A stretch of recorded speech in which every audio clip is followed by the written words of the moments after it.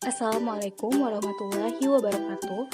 Perkenalkan, kami dari kelompok 7 yang beranggotakan Salsa Putri Amalia, NIM I2419008, Woro Dwi Kusumaningrum, NIM I2419035, Aisyah Farah Salsabila, NIM I2419065, dan Wulandari, NIM I2419072. Kelompok kami akan mempresentasikan mengenai materi dasar-dasar perencanaan. Selamat menyaksikan. Apa itu perencanaan? Definisi perencanaan adalah fungsi utama dari aktivitas manajerial yang melibatkan beberapa hal. Di antaranya mendefinisikan sasaran organisasi, menetapkan strategi menyeluruh untuk mencapai sasaran tersebut, dan membuat serangkaian rencana menyeluruh untuk mengintegrasikan dan mengkoordinasikan aktivitas kerja. Tipe-tipe perencanaan ada dua. Yang pertama, formal. Tipe perencanaan formal yaitu perencanaan yang tertulis, spesifik, untuk jangka waktu tertentu, melibatkan program tindakan tertentu untuk mencapai sasaran bersama. Yang kedua, informal. Perencanaan informal merupakan perencanaan yang tidak tertulis, jangka pendek, spesifik pada sebuah unit dalam sebuah organisasi. Ada 4 tujuan perencanaan. Yang pertama, memberikan arah. Yang kedua, mengurangi ketidakpastian. Yang ketiga, meminimalkan limbah dan pemborosan. Dan yang terakhir, menyusun standar untuk pengendalian. Hubungan antara perencanaan dan kinerja. Perencanaan formal terkait dengan laba yang lebih tinggi dan pengembalian modal yang lebih tinggi, serta hasil-hasil keuangan yang positif. Kualitas perencanaan dan implementasi mempunyai dampak yang lebih tinggi daripada dampak perencanaan. Lingkungan eksternal dapat mengurangi dampak perencanaan terhadap kinerja, serta perencanaan formal harus disiapkan beberapa tahun sebelum melihat dampaknya pada kinerja. Bagaimana manajer merencanakan? Jadi, dalam merencanakan sesuatu, terdapat 2 poin penting. Yang pertama, ada elemen perencanaan, yang terdiri dari sasaran atau tujuan dan juga rencana. Sasaran merupakan hasil yang diinginkan oleh individu, kelompok, atau organisasi secara keseluruhan, serta memberikan arahan dan evaluasi kriteria kinerja. Rencana merupakan dokumen yang merangkum cara mencapai sasaran, dan juga menggambarkan alokasi sumber daya dan penyusunan jadwal serta tindakan lain yang diperlukan untuk mencapai sasaran. Yang kedua, ada bidang sasaran. Bidang sasaran terbagi lagi menjadi 2, yaitu ada sasaran keuangan dan sasaran strategis. Tipe-tipe sasaran seperti yang sudah disebutkan sebelumnya, yaitu ada sasaran keuangan. Sasaran keuangan berkaitan dengan kinerja keuangan internal yang diharapkan organisasi. Hal-hal yang termasuk dalam sasaran keuangan diantaranya pertumbuhan pendapatan yang lebih cepat, pertumbuhan perolehan laba yang lebih cepat, dividen yang lebih tinggi, margin laba yang lebih besar, pengembalian yang lebih tinggi dari modal investasi, cash flow yang lebih besar dan lancar, harga saham yang meningkat, pengakuan sebagai perusahaan blue chip, serta laba yang stabil pada masa resesi. Kemudian ada sasaran strategis. Sasaran strategis berkaitan dengan kinerja dari perusahaan relatif terhadap faktor lingkungan eksternal. Contohnya pesaing. Hal yang termasuk dalam sasaran strategis diantaranya pangsa pasar yang lebih besar, mutu produk yang lebih tinggi, biaya yang rendah relatif terhadap pesaing kunci, lini produk yang lebih luas atau menarik, reputasi yang lebih kuat di mata pelanggan, pengakuan sebagai pemimpin dalam teknologi atau inovasi produk, peningkatan kemampuan untuk bersaing di pasar internasional, serta peluang pertumbuhan ekspansi. Selanjutnya ada tipe-tipe perencanaan. Tipe-tipe perencanaan dibagi menjadi 4. Yang pertama adalah brief. Brief dibagi lagi menjadi 2, yaitu ada rencana strategi dan rencana operasional. Rencana strategi yaitu proses pemilihan tujuan-tujuan organisasi, penentuan strategi, program-program strategi, dan penetapan metode-metode. Yang kedua adalah rencana operasional. Operasional dibuat untuk dilaksanakan untuk keperluan tindakan-tindakan kemudian dan seterusnya. Tujuan operasional diturunkan dari tujuan dan rencana taktis. Rencana operasional lebih sempit dengan jangka waktu yang lebih pendek. Yang kedua adalah time frame. Time frame dibagi menjadi 2, yaitu ada jangka pendek dan jangka panjang. Jangka pendek berfokus pada periode segera atau terdekat, terutama dalam kaitannya dengan pendapatan dan profitabilitas. Biasanya, rencana ini dilakukan dalam jangka waktu yang kurang dari 1 tahun. Yang kedua adalah jangka panjang. Jangka panjang berfokus pada pencapaian untuk masa depan yang diproyeksikan dalam waktu yang lebih dari 3 tahun. Yang ketiga adalah specificity. Specificity dibagi menjadi dua, yaitu ada rencana spesifik dan rencana pengarah.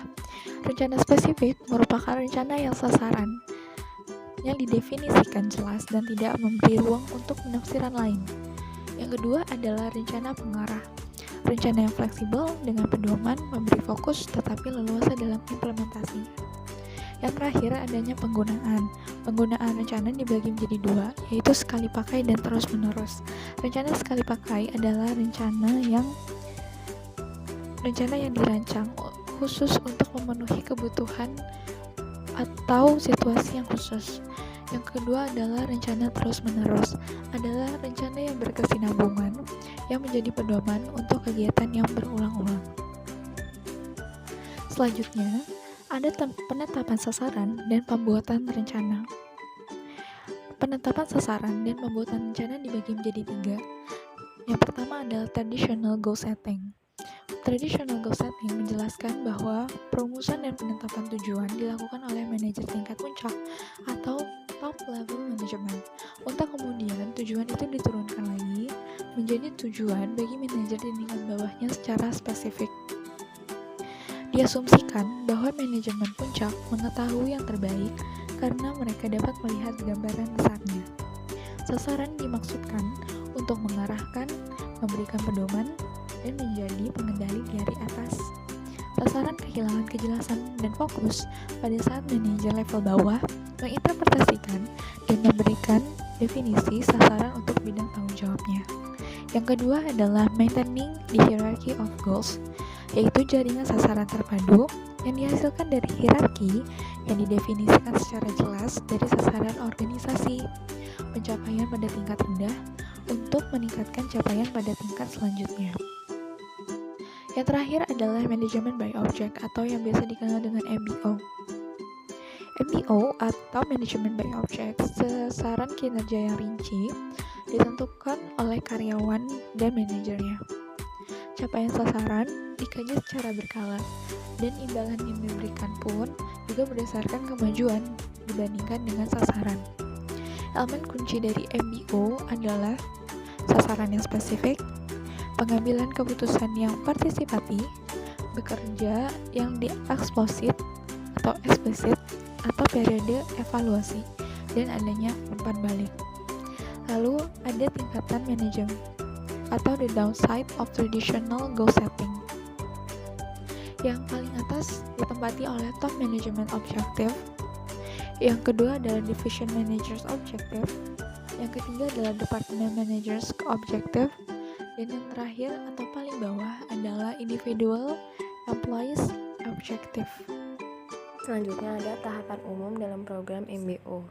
Tahapan pertama yaitu tujuan dan strategi organisasi secara keseluruhan dirumuskan. Yang kedua, tujuan utama dialokasikan ke sejumlah divisi dan unit departemen. Yang ketiga, para unit manajer secara bersama-sama menyusun tujuan terperinci bagi unit mereka dengan para manajernya. Yang keempat, tujuan terperinci disusun bersama-sama dengan seluruh anggota departemen. Yang kelima, rencana tindakan yang mendefinisikan bagaimana sasaran dicapai, dirinci, dan dimintakan persetujuan dari para manajer dan karyawan. Yang keenam, rencana tindakan tersebut diimplementasikan. Yang ketujuh, kemajuan ke arah tujuan dikaji secara berkala untuk mendapatkan umpan balik. Dan tahapan yang terakhir adalah keberhasilan pencapaian tujuan diperkuat dengan adanya imbalan berbasis kinerja. Kemudian, apakah MBO atau Management by Object ini berhasil? Alasan untuk kesuksesan MBO adalah komitmen dan keterlibatan manajemen puncak. Di sini ada beberapa masalah potensial pada program MBO, diantaranya tidak seefektif pada lingkungan yang dinamis yang secara konstan membutuhkan sasaran yang disusun kembali. Penekanan yang lebih pada pencapaian individu dapat menciptakan masalah dengan kerjasama.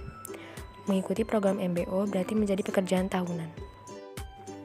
Selanjutnya ada menyusun rencana. Di sini ada faktor-faktor yang mempengaruhi dalam perencanaan. Yang pertama, tingkat ketidakpastian lingkungan. Jadi, dengan lingkungan yang stabil, rencana spesifik.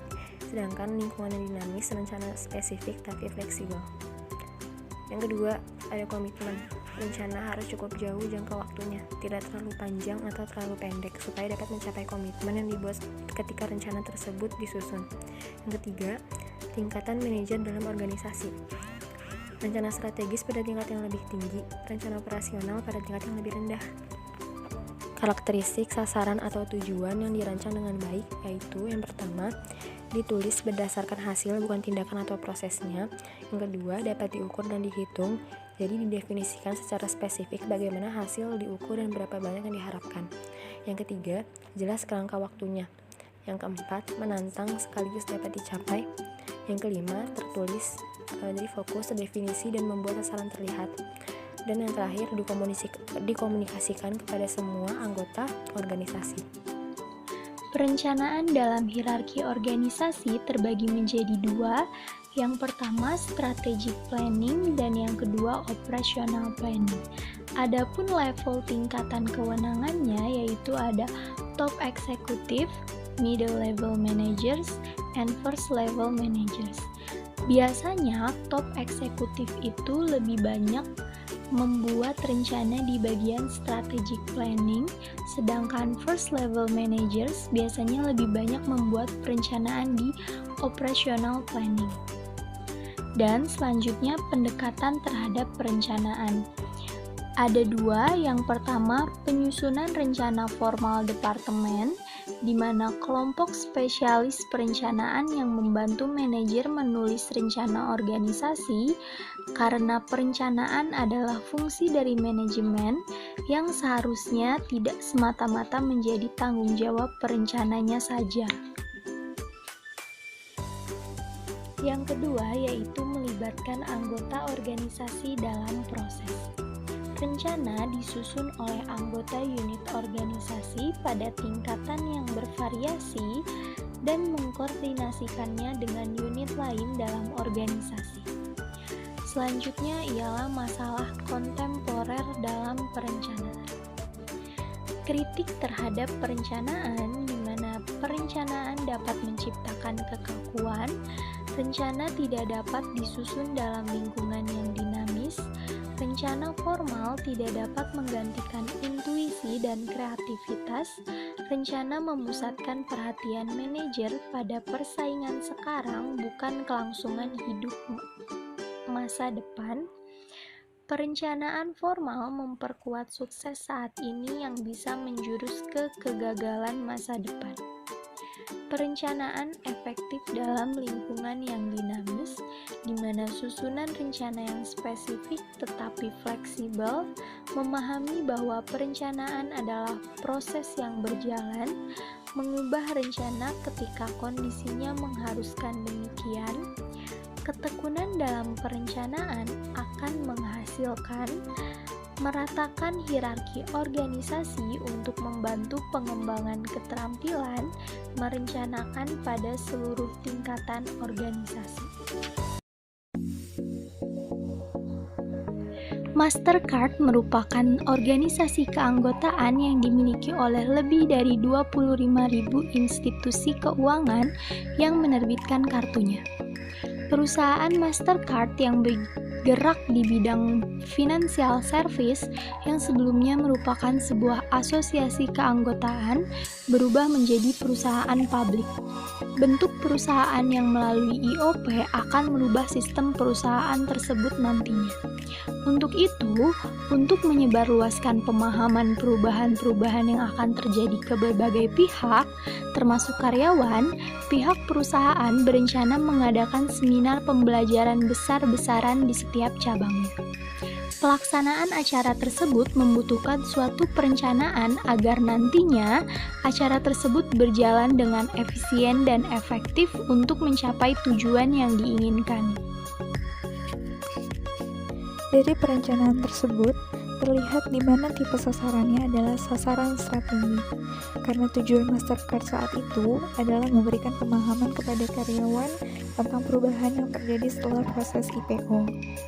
Jika dilihat berdasarkan kerangka waktunya, rencana ini termasuk kepada rencana jangka pendek, karena acara pelatihan hanya berlangsung selama 3 minggu. Namun, tindakan nantinya akan berdampak terus dalam jangka waktu yang panjang. Berdasarkan spesifisitasnya, rencana ini tergolong kepada rencana arahan karena bersifat mengikuti perkembangan lingkungan serta dibantu oleh panduan-panduan umum baik dari pihak atas maupun dari sekitarnya. Berdasarkan tipe penggunaannya, rencana ini termasuk ke rencana terus-menerus karena nantinya akan dipakai kembali saat pergantian karyawan.